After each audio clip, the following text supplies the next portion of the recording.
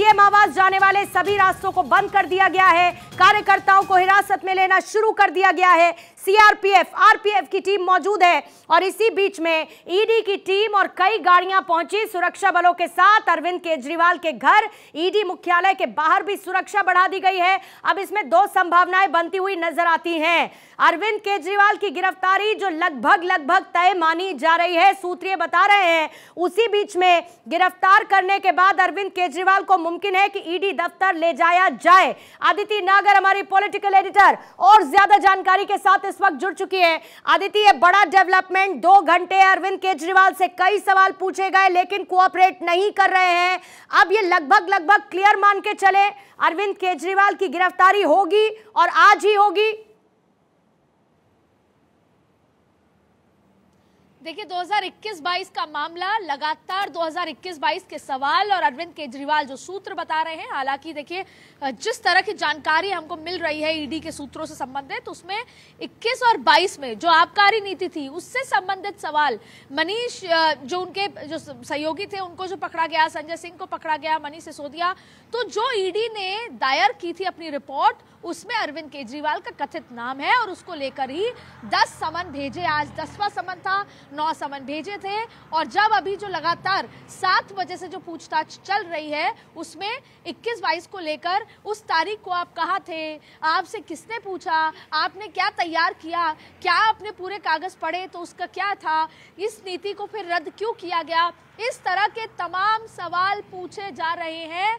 और लगातार अलग अलग तरीके से एक सवाल को पूछा जा रहा है क्योंकि मनीष सिसोदिया की तरफ से क्या कहा गया, संजय सिंह ने क्या कहा, उनसे जुड़े जो बीच में लोग थे, जिनमें से किसी ने जब ये कहा कि हमारी केजरीवाल से फोन पर बात कराई, उससे संबंधित ये तमाम सवाल पूछे जा रहे हैं। और कोऑपरेशन की बात अभी तक ये निकल कर आई है कि कई के जवाब दिए, कई पे वो शायद उन्होंने कहा कि ये पुराना 21-22 का मामला है, इस सरकार में तमाम तरीके की चीजें इन्वॉल्व होती है और जो नीति रद्द करने की बात पर भी सवाल किए गए। और ऐसी स्थिति में आप देखें एक के बाद एक जो लगातार कार्यकर्ता उनके घर पहुंच रहे हैं।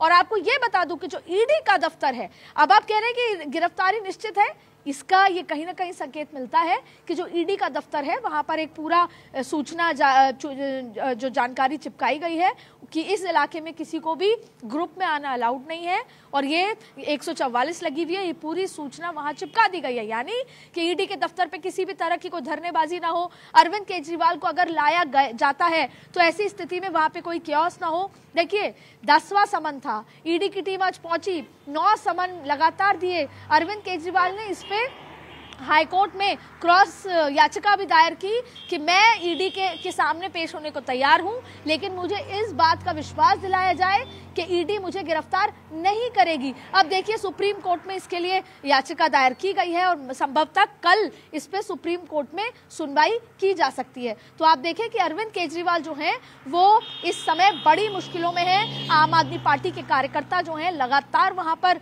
इकट्ठे हो रहे हैं और ऐसी स्थिति में अब दिल्ली में, क्योंकि अरविंद केजरीवाल के लेकिन अदिति एक तरफ जहां पर ईडी की ये कार्रवाई, अब तो ईडी की एक कार्रवाई, सीबीआई से पूरी डिटेल्स लेने के बाद ईडी मनी लॉन्ड्रिंग का मामला दर्ज करती है और उसके बाद हमने देखा गिरफ्तारियां होती हैं, फिर चाहे मनीष सिसोदिया हो, संजय सिंह हो, और उनको राहत कहीं से कहीं तक मिलती हुई नजर नहीं आई है।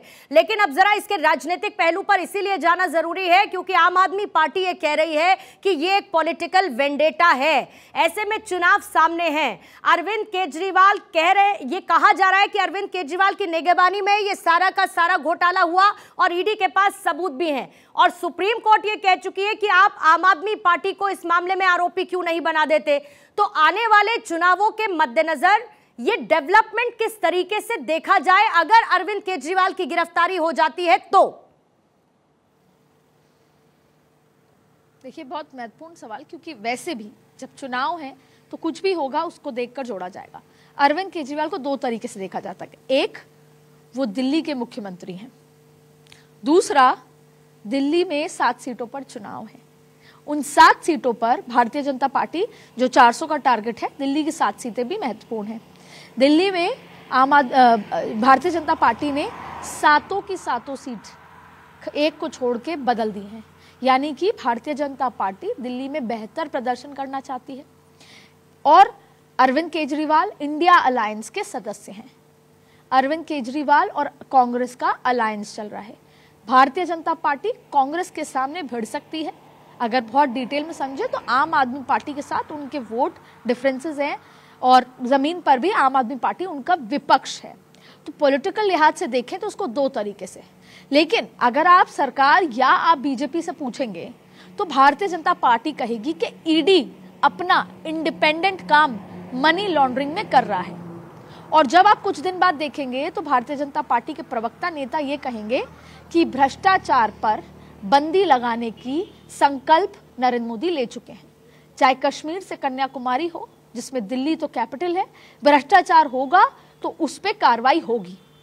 वो बियॉन्ड इलेक्शन, बियॉन्ड कोई पर्सनल पॉलिटिकल वेंडेटा है ये भारतीय जनता पार्टी। क्योंकि देखिए ऐसे कई सवाल स्टैलिन के समय, कई सवाल जब लालू प्रसाद यादव के समय, अखिलेश यादव, बसपा, जब भी कई बार इस तरह की चीजें होती हैं, भले ही ये कहा जाता है, या फिर आप देखें कि महाराष्ट्र में कई ईडी की कार्रवाई हुई, राजस्थान में ईडी की कार्रवाई हुई, यही बार बार सरकार के लिए कहा जाता है कि पॉलिटिकल वेंडेटा है।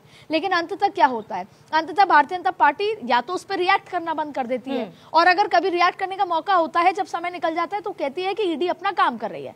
लेकिन आप पॉलिटिकल इंप्लीकेशंस या रेपरकशन समझ लेते हैं। या तो इंडिया गठबंधन अब इसको लेकर लाउड हो जाएगी, कांग्रेस पूरा इंडिया गठबंधन कहेगा कि जब कुछ नहीं हो पाया तो पॉलिटिकल वेंडेटा किया। आप कह रहे हैं कि अलायंस इसको लेकर लाउड हो जाएगा, आम आदमी पार्टी इसको लेकर लाउड नजर आ रही है। और इसी बीच में खबर यह है कि वरिष्ठ वकील अभिषेक मनु सिंघवी ये कह चुके हैं कि केजरीवाल आज रात सुप्रीम कोर्ट से याचिका पर तत्काल सुनवाई की मांग नहीं करेंगे। ये भी क्या एक लाउड होने का तरीका है कि गिरफ्तारी हो, बीजेपी पर सवाल किए जाए, कार्यकर्ताओं का जमावड़ा लगे, अरविंद केजरीवाल के समर्थन में नारेबाजी हो? ये इमोशनल स्ट्रेटेजी भी हो सकती है। आप याद होगा आपको कि राहुल गांधी जब 5 दिन ईडी के दफ्तर गए तो किस तरीके से ना सिर्फ कांग्रेस के कार्यकर्ता बल्कि इंडिया अलायंस के दूसरे सदस्य भी और माफ कीजिएगा, इंडिया अलायंस के दूसरे सदस्य भी, और इसके साथ साथ कहीं ना कहीं जब चौथा पांचवा दिन आया तो आपने लोगों का भी रिएक्शन देखना शुरू किया।